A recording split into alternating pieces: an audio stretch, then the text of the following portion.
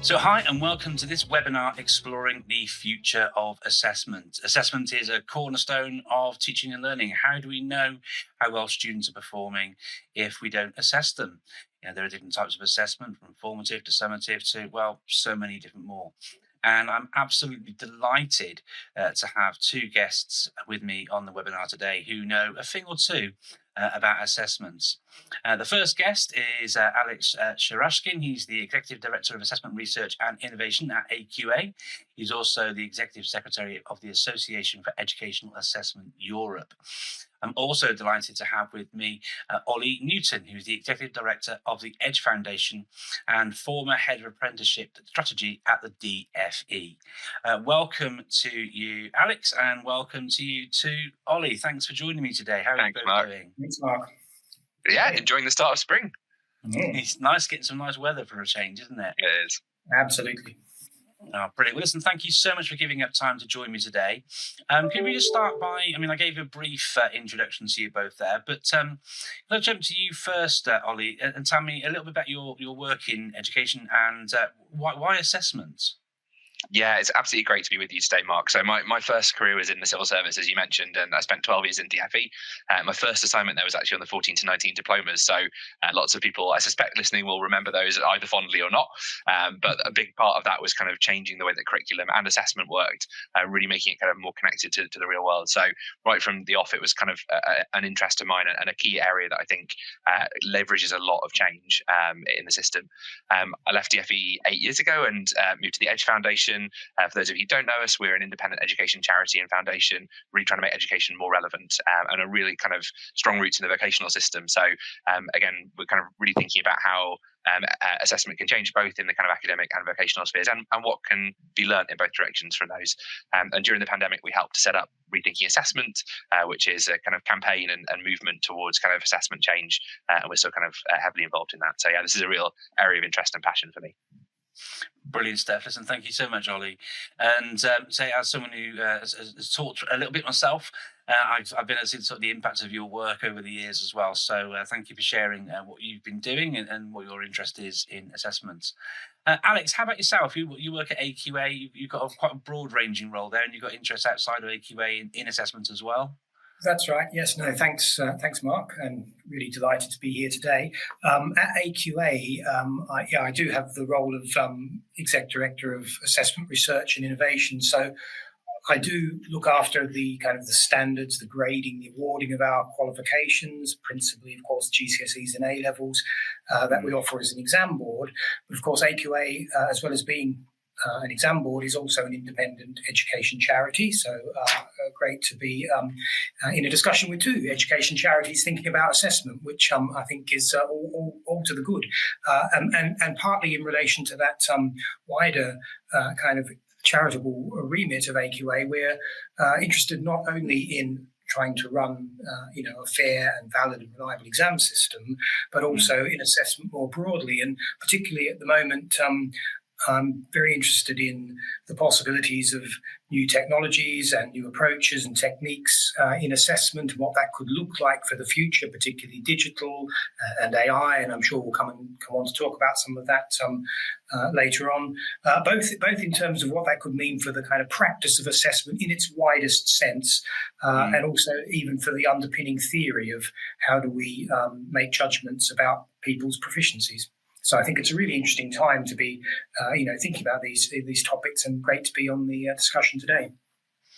No, thank you so much. And I sit here, I don't know about both of you, but I'm a parent as well. So my eldest is in year 11. He's about to jump into his GCSEs. He's had his mocks recently, all this sort of thing. And I see the way in which AI is helping, but also hindering him with his preparation. I've seen lots of conversations using large language models where he's taking photographs and just saying, solve this. And then the conversations about, is that helping you with your revision and all these different things as well. So, yeah, I think it's a really pertinent time to be having the conversation. So thank you to both of you for taking the time to share with us on this webinar today. If I could start with you, Alex, if possible. Assessment's a broad church, right? There's an awful lot in there, which we'll dive into more. But I know that you're exploring digital exams, and that sort of falls rightly behind your remit. Could you explore or explain a little bit the sort of rationale behind that, and what sort of progress has been made, and any sort of challenges you're sort of finding already? Sure, yes. And I'm glad you said it. The assessment is a broad church, because I do hope we'll come back to explore some aspects of assessment beyond exams later. But just specifically on the point of exams, or how we underwrite qualifications that, like GCSEs, that we issue to students. The reason why we think that we need to move to digital forms of assessment of at least some aspects of the skills, knowledge, understanding that we aim to assess to award qualifications is essentially that we think that will enable us to do it better in future in a number of ways. Firstly, simply the fact that when you have a digital interface as opposed to tasks that are administered through paper and pencil, if you have a student who has particular access requirements, special needs, the kind of affordances in the jargon that you can offer are much wider if you have digital versions of the materials. Exams officers and teachers in schools will be familiar with doing things like having to make copies of exam papers on different coloured backgrounds, or with different sized fonts and so on. All that sort of thing, and a lot more, can be done far more easily in a more personalised way with a digital interface, and so we think that's really an advantage moving forward.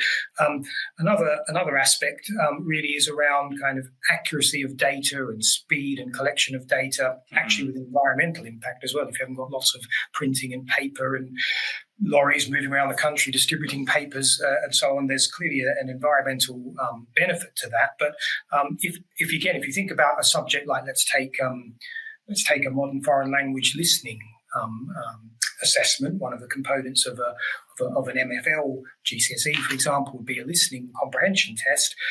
In that, students are already engaging with technology, because you have to have an audio file that you would listen to in some way with some technology, and then you answer some questions about what you've heard. Often they might be multiple choice questions, or just writing a word or two in a box on an answer sheet. Doing that on a screen is not really much different than doing it in an answer book, but you've got the data is captured straight away. It can be marked actually automatically. There's an accuracy benefit for that. That's not, of course, the case for that. That's a particular example, but we have there's differences in different subjects. And finally, I think for the future, if once digital exams do start to become established as a way of doing assessment for some aspects of GCSE and A-level evaluation, you can then, of course, move to really reaping the benefits of digital delivery of tasks, which is that you're not restricted anymore to the kinds of tasks you can write down in an exam paper and capture information about in a booklet. You could have video, you can have audio, you can do things in very different ways. And in terms of the validity of the inferences you can then draw, I think that's a massive benefit. I just finished by saying I don't think that digital is the be-all and end-all, the answer for everything. If you think about a subject like A-level maths, for example, the way that subject is defined at the moment, and what we expect students to be able to demonstrate to be able to be awarded a grade in A-level maths involves them being able to reason mathematically, use the symbolism, write proofs, and so on. And actually, it could actually be more of a barrier than an enabler, requiring someone to kind of get to grips with an equation editor or something like that on a digital device, rather than simply writing the maths down. And if that's the case, then we don't want to bring in some irrelevant barrier. But in many cases, digital will have very good benefits. That's really a really broad response there, Alex. Thank you. If I could just dive into something that resonated to me from the start, was your first sort of bit about accessibility. Mm-hmm. People talk about accessibility when it comes to using technology and the benefits it can bring as being so helpful, because it's essential for some. but useful for all. And I think, having access to supporting assessment in that kind of a way is definitely the way forward. It makes it, like I say, so much easier, and it means you can support learners in the way that best suits them and supports them. I really liked your sort of pragmatic approach at the end as well, talking about how it's not going to be all and end all. I think was your sort of phrase. I think you're absolutely right. Recognizing those differences in subject matter and what sort of assessment works best for that particular subject is super important. And flipping it as well, you used the maths example for still using pen and paper, but I completely get it with the MFL example. Lots of schools that I visit are using tools like Microsoft's Reading Progress already, where children are able to read into the device. It checks their pronunciation, their fluency, all these sort of things, and digital assessments that would enable children to work in that kind of a way. I guess it would reduce workload a bit as well in terms of the actual assessment part of it afterwards, in terms of collating that feedback and ensuring standardization of responses and those sorts of things. Mm-hmm. Yes, potentially. I think, and I know we'll come on to talk about some of the more like classroom use in the classroom of assessment methods and techniques and technologies in a moment. But in relation to the question about exam processing, I think yes, there are some benefits there definitely. If I might just come back to the point about you mentioned, actually, you asked about challenges in transitioning and some of the practical issues. To me, actually, having said, or said what I think some of the benefits of digital assessment are, I think we will definitely see and reap those benefits in the future. But in order to get there, the most important thing as the first step is having assessments that practically work, that are functional, that solve the practical issues that you just face in running an exam. Have you got enough PowerPoints? How are you going to deal with people overlooking other people's screens? Can people type quickly enough? Or if you're actually doing something more like an English exam where you're going to have quite a lot of production of prose as part of the assessment methodology. All of those things are totally soluble, actually, in my view. And indeed, we've done a lot of work piloting these very practical issues with schools and with colleges. But I also think, and looking at what students think about it and the feedback that they give on things like typing and how they feel about using keyboards, even if they haven't necessarily been using that as their normal way of working in a classroom to date, although many actually have as well. All of that stuff, I think, is really where we need to focus initially. And if you think about a traditional exam, when what happens is the papers get sent out to the school, delivered in advance of the exam date. They have to be put in the safe. Then the safe has to be unlocked at a certain point. There's rules about how the papers are taken out, counted out, all that kind of stuff. Essentially, you just need the analogy of all of that in a digital form, so that exams officers who have a very fundamental role in the system, and it's an extremely important aspect of running an exam system with integrity, is the really professional job that exams officers do. Thinking that in a digital world in the future, those tasks like unlocking a safe will be something like entering the decryption key for the encrypted version of the paper you've downloaded or been sent to the school in advance, so that it's now opened on the machines and you can. So it's just making sure that we work through all those practicalities and absolutely get the basics right. Then we can go on and get the benefits of the really innovative possibilities. Yeah, the devil is definitely in the details, isn't it? But I can see how translating the analog to the digital would be a key part in that, as well as the practice of young people before. We spend time. I'm a secondary teacher by profession, so we'd spend working time with young people, getting their endurance, their stamina up, so that they're used to writing for those sort of long periods of time. Well, you take those analog skills and transform them to digital with things like touch typing and other means that would enable them to have best access and be successful. You want to catch people in rather than catch them out, don't you? Listen, Ollie, I'm mindful you've been sat there and happily listening along, but I'm going to pick on you now, if that's okay. Assessment isn't just about exams. So, given your work in policy and in your career, how can schools and policymakers better integrate these formative and alternative assessment models into mainstream education? I've got a friend who works at ASDAN, so I'm aware of of the work they do, and I've run Right. ASDAN courses before. But to use a teacher term, do you have an example of a waggle, or what a good one looks like, about how we can actually integrate this sort of stuff? I love a good teacher acronym, Mark. Thank you for using that one. One of the most kind of interesting experiences I had when we were starting to look at this area was we spent some time in the US looking at different models, and I remember going to a set of academies that we still work with called Envision on the West Coast, and they'd got this really amazing system where they'd moved from just written exams as part of their graduation to having a kind of passage presentation, and I got to sit in on some of these passage presentations, and it was so impressive just seeing these young people speaking for up to an hour, including questions, in front of their peers, their parents, other people's parents, members of the community. And I was thinking at the time, Nick Gibb was schools minister, how could you say that this is not rigorous? Like, this is something that would have been incredibly difficult for me at that age. I was very shy at that age. I really would have had to kind of get my skills up and work really hard towards this. And it was really amazing to hear how they ran those. So they had a very clear structure, and young people were expected to bring 3 artifacts of learning, 3 projects that they'd done, but take that kind of a couple of steps further. So to talk not just about those projects and what they'd achieved, but then to talk about the skills that they got out of them, and then to talk about how they'd applied those skills in a different area of their life. So one young woman was talking about how in English she'd done a project that had given her the skills to really think about kind of different viewpoints and making a critical argument, and then she'd use that volunteering with a local charity, helping young Latina women like herself to stand up to authority, to be the member of the family that writes back to the council if they're trying to evict their family or somebody, those kind of jobs. And it was incredibly powerful. Obviously, she got a really strong mark because she'd shown like this was something that she'd not just kind of done an essay and put it in the bin, but she'd kind of done the work, of course, like we all have to, but used that to really distill the skills and use them elsewhere. And then talking to the teachers afterwards, I think what was most powerful and kind of the role that assessment can play in this space is that then had a really positive impact on the way that curriculum and pedagogy were working down the school, because all the teachers knew that they were preparing their young people not just to sit into written exams.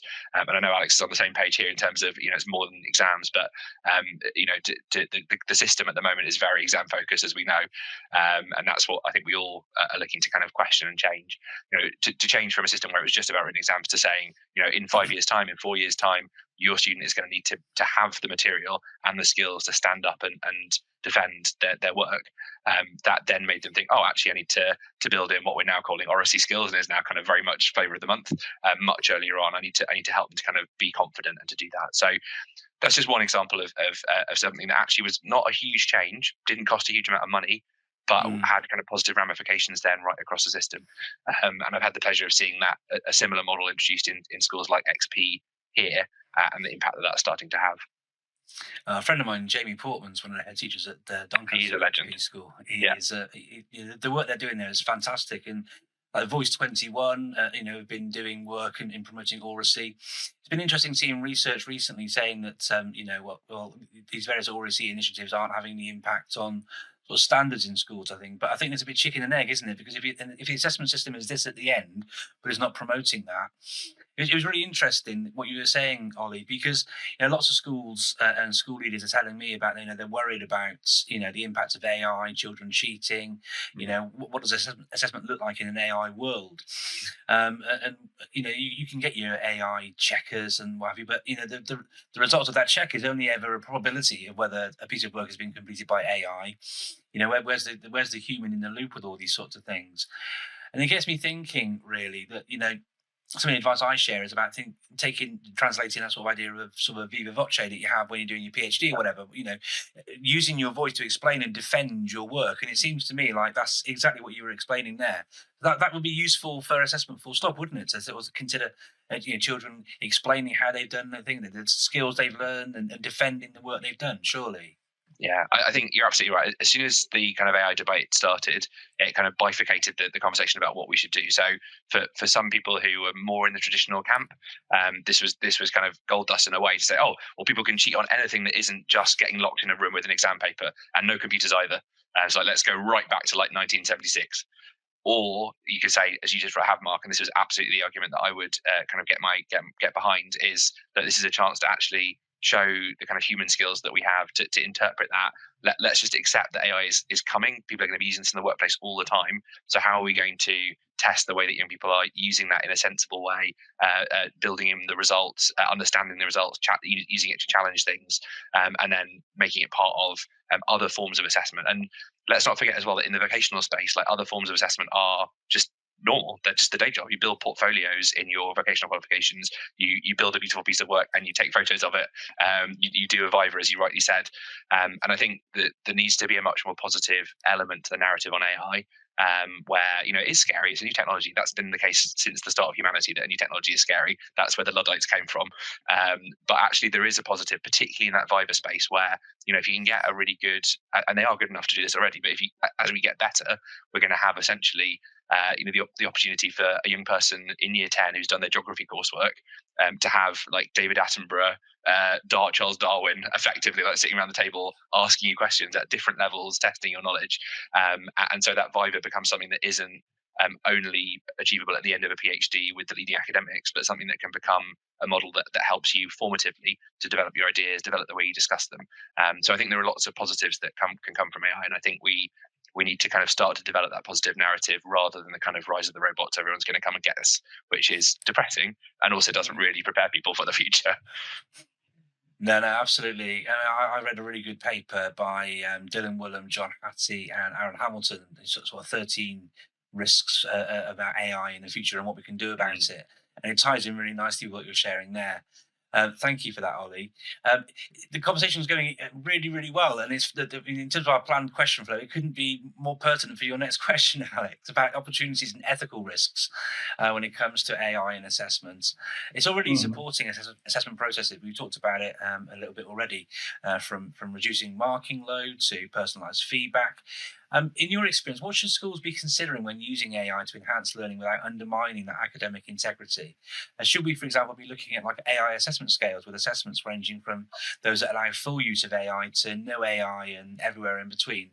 What do you think? Well, I completely agree with Ollie that AI is here to stay, isn't it? And it's going to evolve and change, but it is just a feature of the world we live in now, and the world that we need to prepare young people for. So that we need to really think through what that means for what we think it's important to assess in general, and then how we do that in particular. I mean, you mentioned that AI is being used to support assessment processes like marking and feedback now.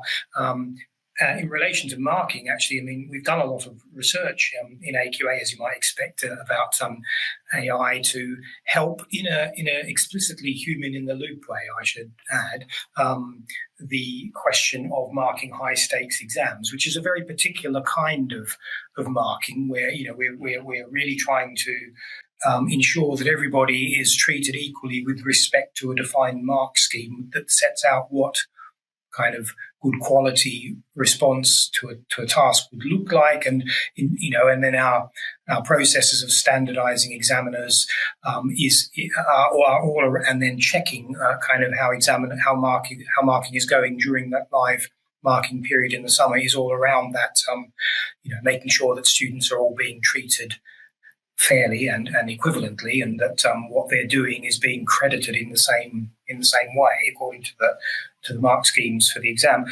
There, actually, we've found that using large language models to help us classify responses through tasks with respect to a mark scheme is a useful way of identifying potentially aberrant marking and correcting it by getting a senior marker to come in and have a look if the model suggests, this mark looks a bit unusual.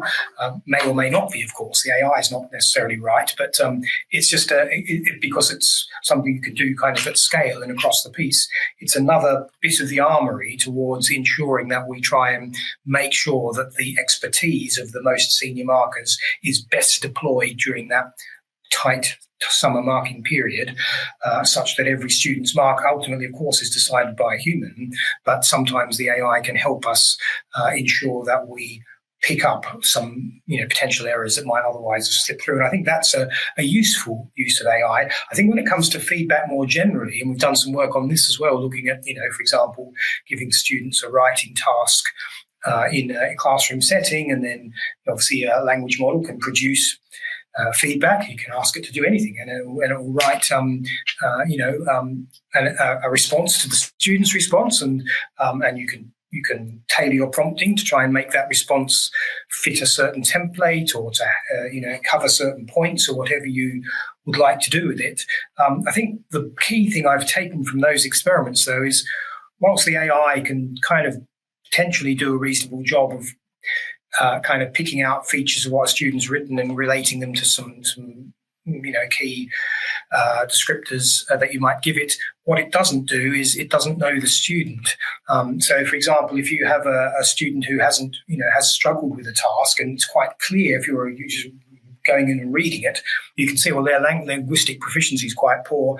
Don't write the feedback in the same way you write the feedback for the student who is obviously doing very well, using the same kinds of language. Even recognizing those kinds of things seems to be challenging for it. And of course, when you do deliver the feedback to the student, it's not just a matter of, well, this is what you did, and here's what was good about it, and here's what you should have improved.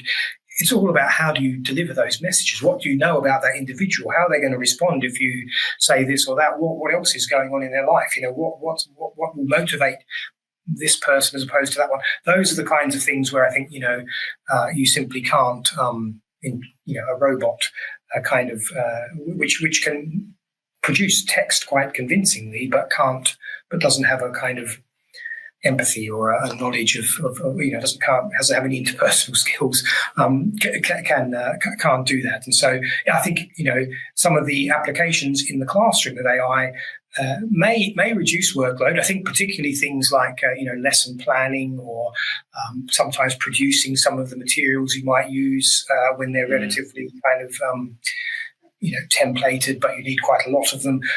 Some of that, and indeed doing kind of routine marking and so on, will probably reduce aspects of workload in that respect. I think in other ways, actually, the work of the teacher will potentially just change a bit in relation to the use of AI, so that in that feedback example, you might actually have potentially, if it works well, a richer discussion with the student than you might otherwise have been able to, because you've got a bit more to go into the discussion with, because it's almost like you've had your assistant do some reading for you in advance and give you some suggestions, but you still need to work with that and work with the students as you always would.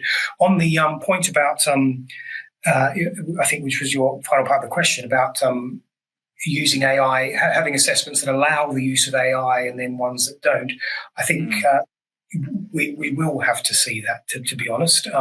Sometimes. As Ollie said, one reaction to the availability of these tools is to say, well, let's just make sure we stop anyone using them, and we can have a very controlled assessment environment in which we do that. Now, occasionally that might be relevant. I mean, if you think about, I don't know, in some a medical situation, there might be certain things, paramedic training or whatever, where you just need to know this stuff. You can't faff around looking it up on your phone. You've got to know some of these things, and we're going to test you without any recourse to that. Other aspects, though, of course, you're going to be able to, you should probably be able to access it if it's a kind of realistic assessment of something that you would be doing where in the real world, that's probably the first thing you do. Like, you go on the internet, look at, and then presumably the point of the assessment, probably in my view, should be around how critically can you use the information you've gleaned. Do you understand a little bit about how AI works and what some of the risks are of relying on it too much? Can you use this to help you make your case in a convincing way, as Ollie was saying, for example, if that's one of the assessment objectives for a particular domain. So, I think we'll see all of this evolve in the future. Thank you, Alex. It seems to me an awful lot like some of the conversations that were had many years ago when the calculator was going to be the death of maths, right? And we're having the same sort of things, and helping young people to learn how to use these things well, and then maybe assessing how they use those in certain settings as well. Does that seem like a good parallel? Yes, I think, yes, that's right. I mean, it's a tool which exists, and or Google Maps would be another one. Now, you could say people can probably navigate quite well using Google Maps for the most part. They can get around. You may or may not believe it's a good idea for people actually to be able to do it without Google Maps, and it's a skill worth learning just for its own sake, how to kind of map, read, and navigate. And of course, if that's your profession, you need to be able to do that anyway if your tools break down. But it is possible to do it, and so there's a kind of value judgment really to be made in the curriculum about how much time do you spend on that, and how much time do you spend on helping people use tools that are now available, and think about what else you can do as well. So yes, or it is in that kind of analogous space, I think. Yeah, and definitely. Thank you, Alex. Ollie, I want to come back to thinking about accessibility.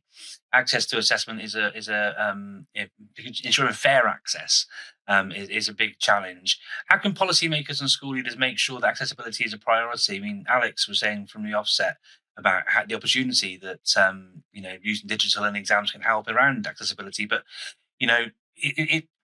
not every school that I go to visit sort of considers that. Sometimes there's a problem with equitable access. Sometimes there isn't a budget for it. So, what role does technology play when some of these tools are essential for some? And how do we balance that against, making sure these things can be in situ when children do often need these tools?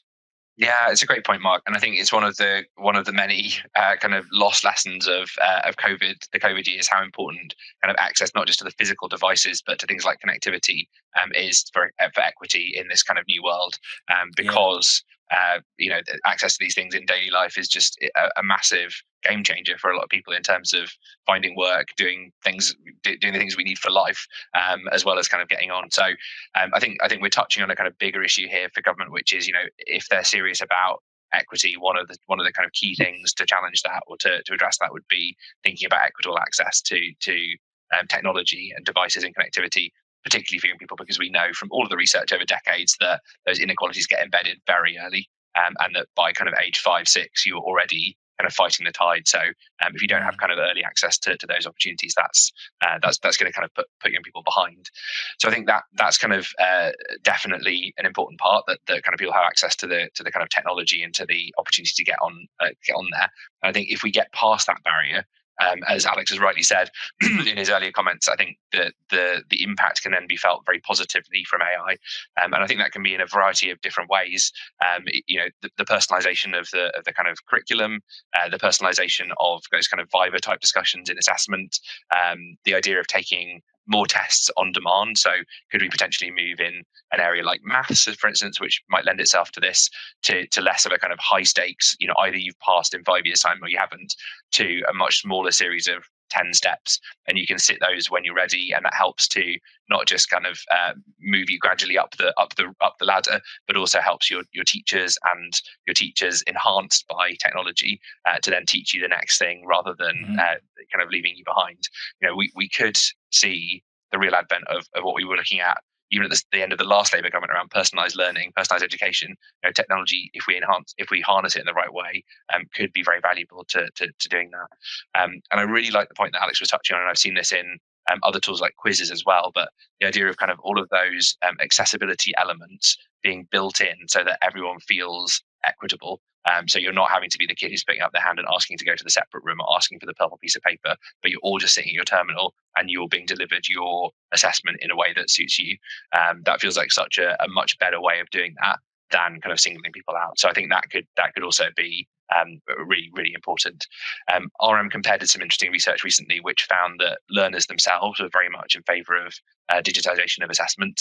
So speaking to Alex's earlier point, I think we're pushing an open door there in terms of the learners themselves, kind of thinking that that's absolutely the way forward too.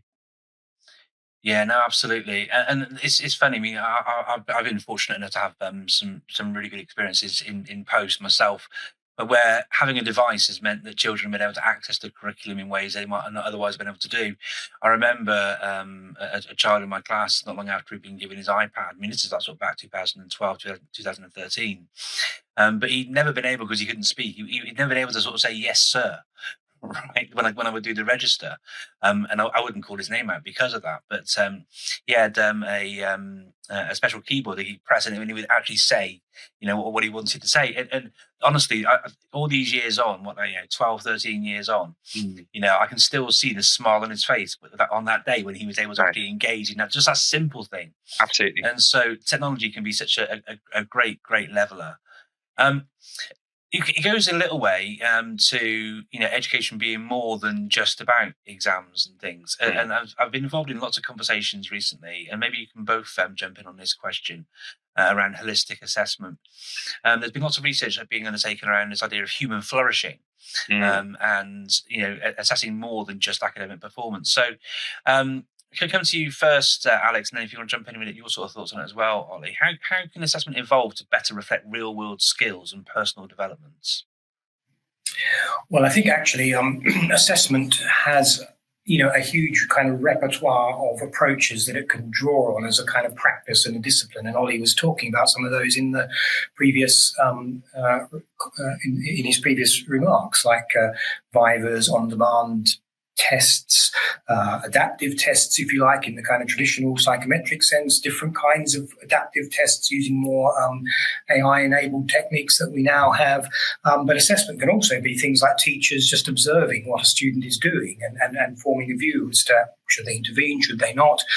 Because I think, in my view anyway, assessment really is any kind of an assessment intervention or assessment practice or procedure is really any interaction with a student which takes place to get some information to inform a future decision, which might be some a particular bit of feedback to the student. It might be to award them a certificate in a more formal sense. It might be to suggest what they might like to focus on next. It might be just to give them some reassurance about something. All of these kind of parts of the repertoire of the kind of practice of educational assessment, I think, have the part to play in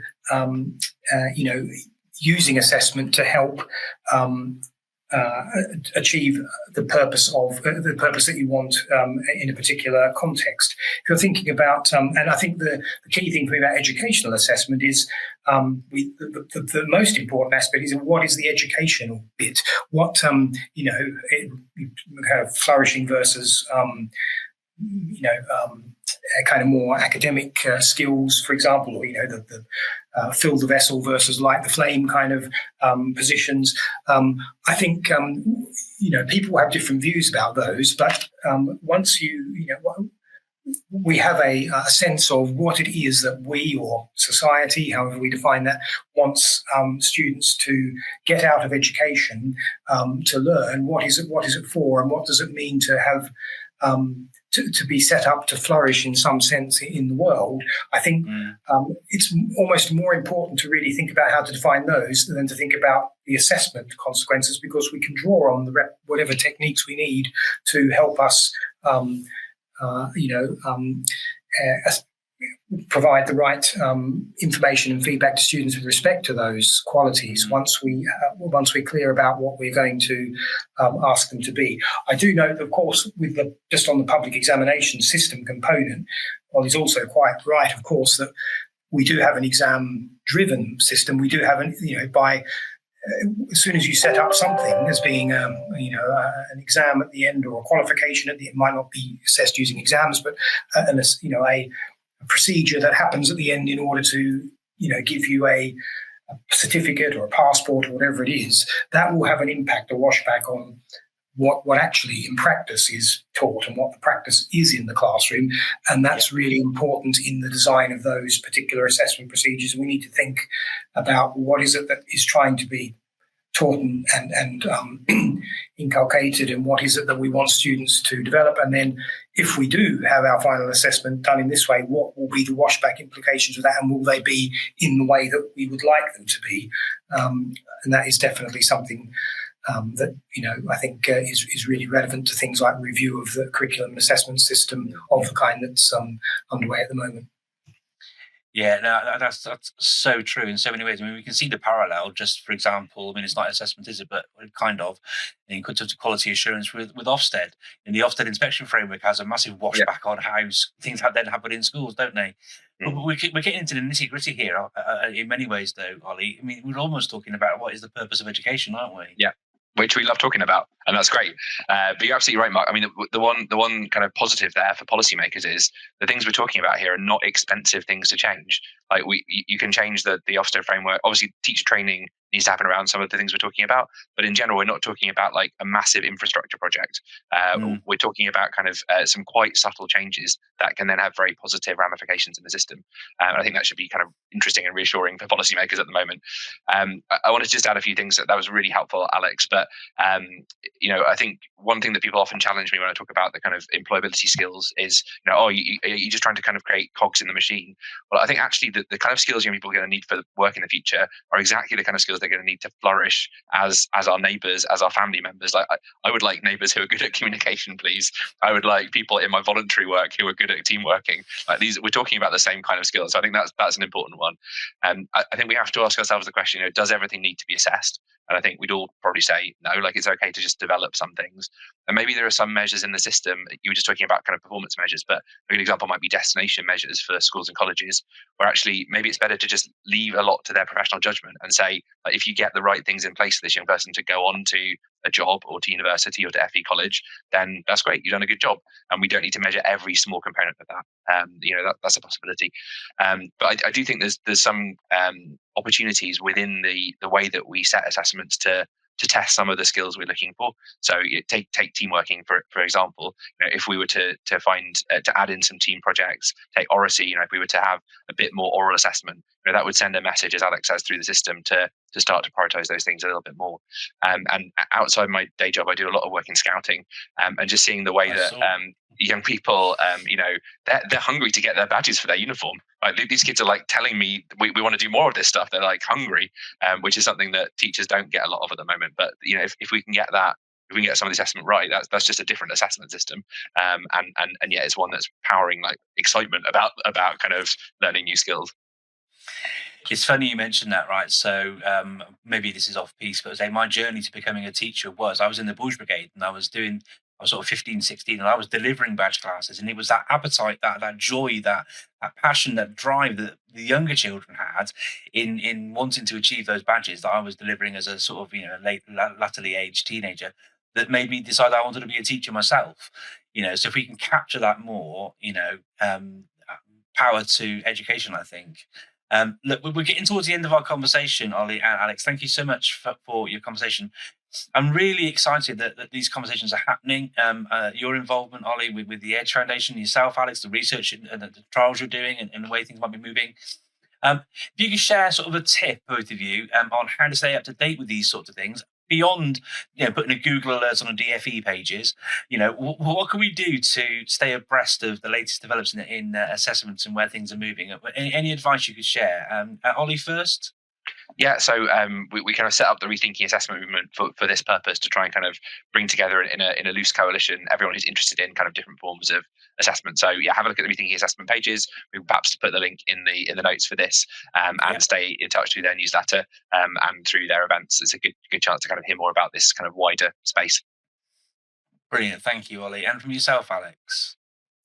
I would second that. I think the benefit of attending, if you can, some meetings, conferences, face-to-face gatherings of people who bring together a kind of spectrum and wide range of views and backgrounds and approaches and mindsets to assessment is really, really valuable. Whether that's I really enjoyed the NJ conference recently, or in my case, I also go to some more academic ones. And international, as you mentioned in the introduction, Mark, I'm also involved in the European Educational Assessment kind of network and association.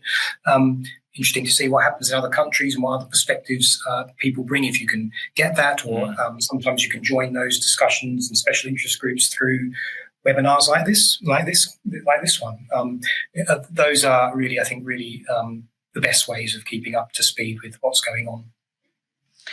Brilliant. Thank you, Alex, for sharing those. And I've definitely found visiting other countries and seeing how assessment, from the Middle East to Finland to Germany, looking at how things happen in other settings, even in British international schools, are still following British curriculum. It's really, really useful to see how all these things impact on young people and their progress and their success. We're at the end of our session, so some final takeaways and practical advice. Just a very quick one for both of you. If you could make one major change to assessment today, what would it be and why? Alex? I think it would be to press on with the digital exam program, as I mentioned, and really get that up and running, starting with some small subjects, in a small way, and then moving it up relatively fast up the trajectory of delivery. Brilliant, thank you. Alex, and yourself, Ollie? So I'd probably build on something that's out there already, but little used, which is the extended project qualification and its relatives at different ages. It came out of the 14 to 19 diplomas, so I've got a kind of skin in the game there. But it's already there. It's already really well respected by employers and universities, and it gives the chance for young people to experience a lot of what Alex and I have been talking about in terms of doing an area of focus that's a passion, delivering a project in a different way, and getting assessed in a different way for that. So yeah, I would encourage the kind of maybe even let's think big, a university entitlement to doing one of those if people would like to. It's funny. I've seen increasingly more and more people sharing, school leaders and whatnot, about how they would love to see that. So maybe that's a magic wish that one genie could make happen, Ollie. Final question. Because it's important that people are able to sort of, if you've got school leaders watching this, this is all lovely, this conversation, but, what can we do? So what one practical step could educators and leaders take now to prepare for the future of assessments? Ollie? So yeah, we've done some work with rethinking assessment on the development of this idea of a learner profile, which is absolutely normal in other parts of the world, but is like kind of light years ahead here for some reason. And the idea is to kind of create a bit of a profile, to have online the broader range of what young people have achieved, not just their qualifications, but their broader skills, pictures from their scout camp, references from their work experience, everything that kind of showcases their work. We piloted that in a way that is completely free, like whatever tools schools already use, whether it's Google Classrooms or Microsoft or just kind of simple Word files, whatever you need to use. It's not a kind of cost to that. Look into starting that off, because I think, like we've been talking about, that can have a really positive impact down the school if young people and teachers are thinking, I need to build this young person's holistic profile, which would include their exams, not just kind of get them the best exam results. Great stuff. Brilliant. Thank you, Ollie. And from yourself, Alex? Actually, I think building on what Ollie said, I think one thing you could do if you're not doing it already, think about putting in more of your students for EPQs. They really are a very beneficial qualification, and we've done some work looking actually at some of the additional benefits they bring, for example, in terms of students happen to do better on other subjects if they do an EPQ, potentially because of some of the skills that they acquire through that. So I think that's a practical thing you can consider if you're not doing it already. And one other point I'd just like to emphasize is, kind of adopting a mindset, which is that assessment isn't just tests and exams. Yes, those are important aspects, and summative assessment to kind of underwrite qualifications has an important role in the system, of course. But ultimately, assessment is really about supporting learning, and you and your colleagues and your teachers in the schools are doing it every day, all the time in the classroom, by engaging with students. And the more you can feel confident that you are assessment professionals and practitioners as well, I think the better you'll engage with the kind of future of assessment discussions. Brilliant. Thank you so much, Alex. I mean, there's so many takeaways from our conversation today. Advice, things to reflect upon. EPQ is a strong recommendation from both of you there as well. I have both. I've been like a sponge during this conversation. It's been really, really exciting, and I really, appreciate both of you giving up your time to share with us. Thank you so much, Alex from AQA. Thank you so much, Ollie from the Edge Foundation. Please subscribe and follow and all those different things. And we've got more webinars in the pipeline. We're looking in our next one, I believe, at how to effectively embed CPD beyond those sort of light touch, ta-da, inset days. How can we make continuing professional development actually work? So really excited to have Kathy Kishnowski from the US and Kat Howard, founder of Lit Drive and written Symbiosis about effective CPD and all sorts of things. Really excited to chat with them on our next webinar. But for now, thank you to you for joining us. Thank you, Alex, and thank you, Ollie. Thank you so much. Thanks, Mark. Thank you. Pleasure. Cheers.